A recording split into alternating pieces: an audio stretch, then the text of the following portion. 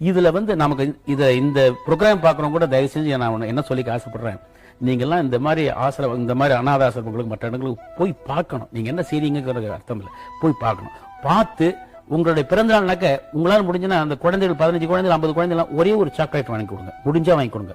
இல்லைன்னா போய் பார்த்து கொஞ்சம் சந்தோஷம் ஒரு சாக்லேட், கொஞ்சம் சௌரியமா இருக்கிறவங்க ஒரு ஸ்வீட் காரம் காஃபி வாங்கி கொடுங்க. இல்ல ரொம்ப சௌரியமா இருக்க ஒரு வேளை சாப்பாடு போடுங்க.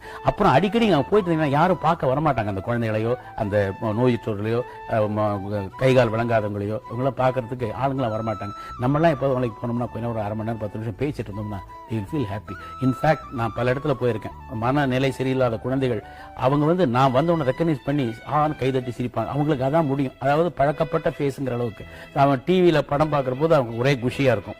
ஸோ அவங்களுக்கு ஒரு டைவர்ஷன், அதை நம்ம போய் பார்க்கணும். இப்போ உங்களுக்காக மட்டும் உனக்காக மட்டும் சொல்லலை, எல்லாருக்கும் அந்த டிவி பார்க்கணும் எல்லாருக்கும் சொல்றேன். அவங்க எல்லாரும் வந்து இந்த மாதிரி இந்த மாதிரி இடத்துக்கு அனாதாசமா போனாங்கன்னாக்க அவங்களும் அதை ஒழுங்கா நடத்துவாங்க. எல்லாரும் வந்து பார்க்குறாங்க, நம்ம வந்து மக்கள் கண்ணில் பட்டுட்டு இருக்கோம், அதனால நம்ம ஜாக்கிரதையா நடத்தணும், ஒழுங்கா நடத்தணும் அப்படிங்கிற எண்ணங்கள் அவங்களுக்கு ஏற்படும். ஸோ ஒருத்தருக்கு ஒருத்தர் நல்ல அசோசியேஷன் ஏற்படும். மனித நேயங்கிறது ஒருத்தனுக்கு இருந்தால் தான் அவன் வாழ்க்கையில் சந்தோஷமா இருக்க முடியும். அதுவும் தவிர நான் சம்பாதிச்சேன் பணம், சம்பாதிக்கும் போது நான் முதல்ல ஸ்கூட்டரில் போகணும்னு ஆசைப்பட்டேன்.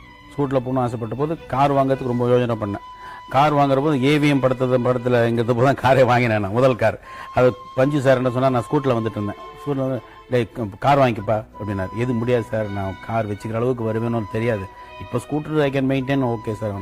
ஹேய் நீ செத்தா பரவாயில்லப்பா, உன்னை வச்சு நான் 10 ப்ரொடியூசர் செத்துப்போம், அதுக்கு அவனுக்காக நான் சொல்றேன். அதாவது நான் படங்கள் நடிச்சிட்டு இருக்கேன், புதுக்குன்னு ஏதாவது ஆயிடுச்சுன்னு சொன்னாங்க அந்த ப்ரொடியூசர்ஸ்லாம் அவசரப்படுவாங்க. அவங்க பல லட்சங்கள் அதில் முடைக்கிறாங்க இல்லையா.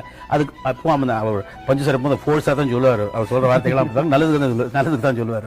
அந்த மாதிரி ஒரு நினைக்கவே இல்லை இதெல்லாம் வரும், நான் அப்படிலாம் இருப்பேன். நான் 2-3 கார் வச்சிருக்கோம், நல்லபடியாக வீடு கிட்ட வச்சுருக்கோம். பட் நமக்கு வரதை கொஞ்சம் அள்ளி எடுக்கிறது, கொஞ்சம் கிள்ளி கொடுத்தா என்ன தப்பு கிடையாது.